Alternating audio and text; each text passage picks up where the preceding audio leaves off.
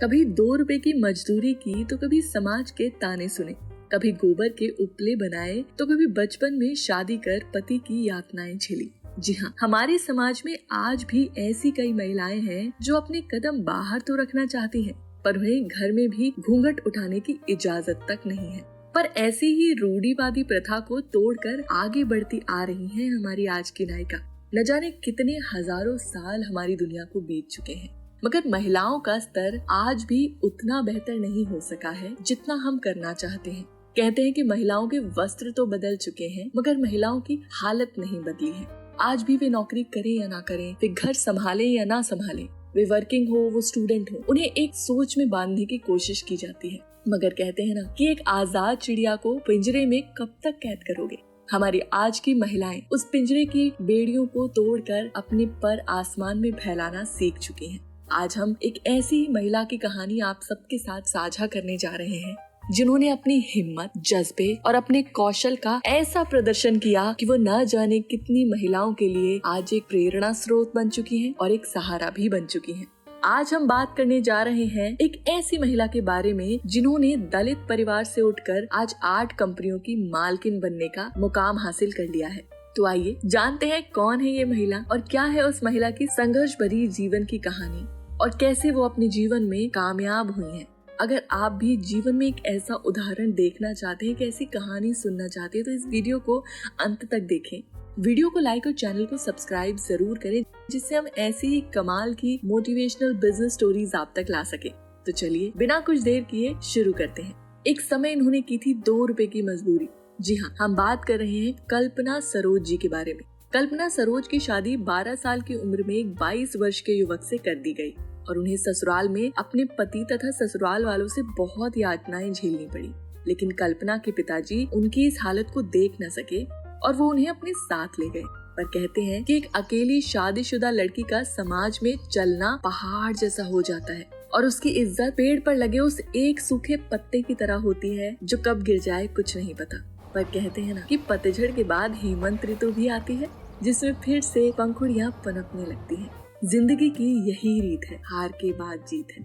वैसे ही गिरकर उठ खड़ी हुई कल्पना सरोज। समाज ने कल्पना के परिवार का बहिष्कार किया और कल्पना जी ने परेशान होकर जहर खाकर अपनी जान देने की कोशिश की, लेकिन उनकी किस्मत को कुछ और मंजूर था। उनकी जान एक परिचित महिला ने बचा ली और वो मुंबई आ गई।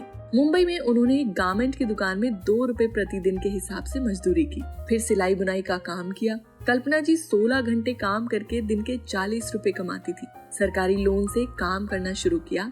कल्पना जी ने दलित को मिलने वाले 50,000 का सरकारी लोन लेकर एक सिलाई मशीन और कुछ सामान खरीदकर एक बुटीक खोला। दिन रात की मेहनत के बाद उनकी शॉप चल पड़ी। कल्पना जी जब मुंबई आई थी तब उनके पास कुछ भी नहीं था, लेकिन फिर भी अपनी कमाई से वो अपने परिवार को पैसे भेजने लगी। वो कहते हैं ना कि बेटियां कहीं भी हो वो अपने परिवार से दूर हो सकती हैं, पर उन्हें भूल नहीं सकती। उन्होंने अपनी कामयाबी के सफर में भी अपने परिवार का पूरा ख्याल रखा। कल्पना 22 साल की उम्र में फर्नीचर का भी बिजनेस शुरू कर चुकी थी। कहते हैं कि खुशियां रास्ता बदल सकती हैं, पर दूर जाकर वापस जरूर आती हैं।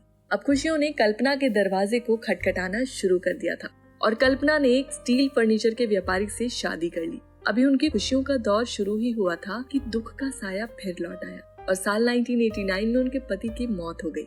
मगर अब वक्त था किस्मत को बदलने का। किस्मत बदल लेते हैं वो लोग जिनकी मेहनत में हुनर होता है। 17 साल से बंद पड़ी कंपनी कमानी ट्यूब्स को सुप्रीम कोर्ट ने शुरू करने के लिए परमिशन दे दी। ये कंपनी विवादों की वजह से साल 1988 से बंद पड़ी हुई थी, लेकिन कल्पना जी ने अपनी मेहनत से इस बंद पड़ी कंपनी में जान फूंक दी। सफर आसान नहीं था। अपने जीवन में आगे बढ़ने की शुरुआत तो कल्पना जी ने कर दी थी, पर मंजिल तक पहुंचने का सफर आसान न था। जिस कंपनी की कमान कल्पना जी ने संभाली, उसके वर्कर्स को कई सालों से सैलरी नहीं मिली थी।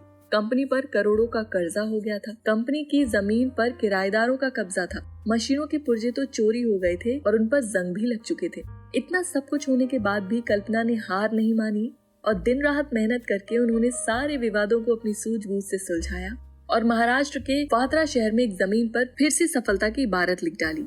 कल्पना की मेहनत ने आज कमानी ट्यूब्स को बुलंदियों तक पहुंचा दिया है और आज कमानी का टर्नओवर 1 करोड़ से 100 करोड़ तक का है। इन्होंने करोड़ों का सफर बहुत मेहनत और संघर्ष के साथ तय किया है। कल्पना बताती हैं कि उन्हें ट्यूब्स बनाने की कोई जानकारी नहीं थी और न ही उन्हें मैनेजमेंट आता था। लेकिन वर्कर्स की मदद से और उनकी सीखने की ललक ने आज उन्हें दिवालिया कंपनी को कामयाबी तक ले आने का सफर तय करवा दिया है। धीरे धीरे ही सही पर कल्पना जी ने खुद का नाम अपनी शर्तों पर कमाया।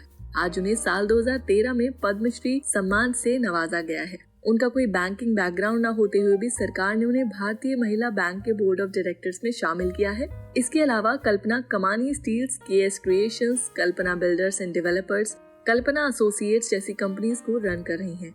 कल्पना को राजीव गांधी रत्न के अलावा देश विदेश में कई अवार्ड्स मिल चुके हैं।